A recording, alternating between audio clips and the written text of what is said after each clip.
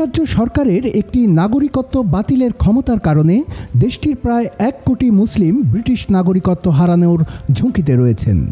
এই জনগোষ্ঠীর বড় অংশই বাংলাদেশ, ভারত ও পাকিস্তানি বংশোদ্ভূত বলে উল্লেখ করা হয়েছে। সম্প্রতি নাগরিক অধিকার নিয়ে কাজ করা অলাভজনক প্রতিষ্ঠান রানিমিট ট্রাস্ট ও আন্তর্জাতিক আইনজীবীদের সংগঠন রিপ্রিভ প্রকাশিত গবেষণা প্রতিবেদনে এমন তথ্য উঠে এসেছে।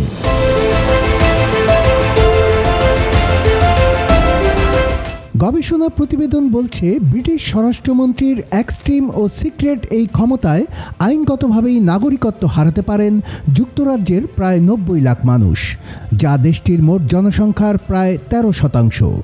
বর্তমান আইনে সরকার যদি মনে করে যে কোনো ব্রিটিশ নাগরিক অন্য দেশের নাগরিকত্ব পাওয়ার যোগ্য, তাহলে তার নাগরিকত্ব বাতিল হতে পারে।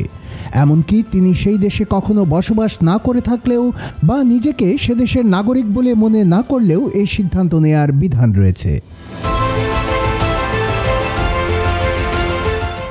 প্রতিবেদনে উল্লেখ করা হয়, দক্ষিণ এশিয়া, মধ্যপ্রাচ্য ও আফ্রিকার দেশগুলোর সঙ্গে পারিবারিক ও বংশগত সম্পর্ক রয়েছে এমন নাগরিকদের উপর এই ক্ষমতার প্রভাব অসমভাবে পড়ছে, ফলে মুসলিম সম্প্রদায়ের মধ্যে উদ্বেগ বাড়ছে।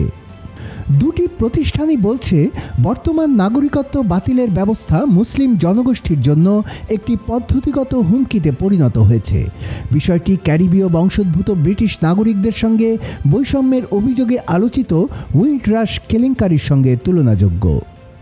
বিশ্লেষণে বলা হয়েছে, পাকিস্তান, বাংলাদেশ, সোমালিয়া, নাইজেরিয়া, উত্তর আফ্রিকা ও মধ্যপ্রাচ্যের সঙ্গে সম্পর্ক রয়েছে এমন ব্যক্তিরাই সবচেয়ে বেশি ঝুঁকিতে রয়েছেন। যুক্তরাজ্যে বসবাসকারী মুসলিম জনগোষ্ঠীর বড় অংশ এসব অঞ্চলের সঙ্গে সম্পৃক্ত। অধিকার কর্মীদের মতে, এর ফলে নাগরিকত্বের ক্ষেত্রে একটি বর্ণভিত্তিক স্তরবিন্যাস তৈরি হচ্ছে।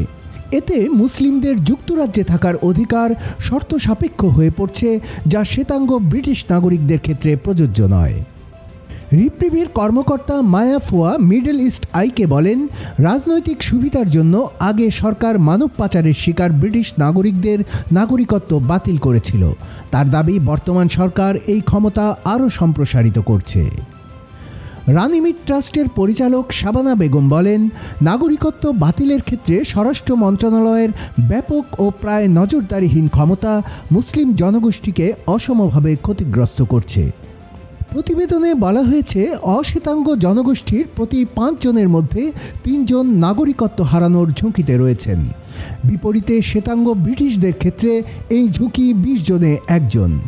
ভারতীয়, পাকিস্তানি ও বাংলাদেশি বংশোদ্ভূত লাখো ব্রিটিশ নাগরিক সম্ভাব্য সবচেয়ে ক্ষতিগ্রস্ত গোষ্ঠীর মধ্যে রয়েছেন। তবে বাস্তবে যাদের নাগরিকত্ব বাতিল করা হয়েছে তাদের অধিকাংশই দক্ষিণ এশীয়, মধ্যপ্রাচ্য ও উত্তর আফ্রিকার বংশোদ্ভূত মুসলিম বলে প্রতিবেদনে উল্লেখ করা হয়েছে। ব্রিটিশ নাগরিকত্ব বাতিলের সবচেয়ে আলোচিত উদাহরণ হিসেবে প্রতিবেদনে শামীমা বেগমের ঘটনার কথা উল্লেখ করা হয়েছে। যুক্তরাজ্যে জন্ম নেয়া শামীমা বেগমের নাগরিকত্ব বাতিল করা হয় তাকে বাংলাদেশের নাগরিক দাবি করে, যদিও বাংলাদেশ সরকার সেই দাবি প্রত্যাখ্যান করে। এ বিষয়ে জানতে চাইলে প্রতিবেদন প্রকাশের সময় পর্যন্ত ব্রিটিশ স্বরাষ্ট্র মন্ত্রণালয় কোনো মন্তব্য করেনি। প্রতিবেদনটি এমন এক সময়ে প্রকাশিত হলো যখন কনজারভেটিভ ও রিফর্ম ইউকে দলের নেতারা আরও কঠোর অভিবাসন নীতির পক্ষে অবস্থান নিচ্ছেন। তারা এমন এক পরিকল্পনার কথা বলছেন যাতে যুক্তরাজ্যে আইনিভাবে বসবাসকারী বিপুল সংখ্যক মানুষকে দেশ ছাড়তে বাধ্য করা হতে পারে।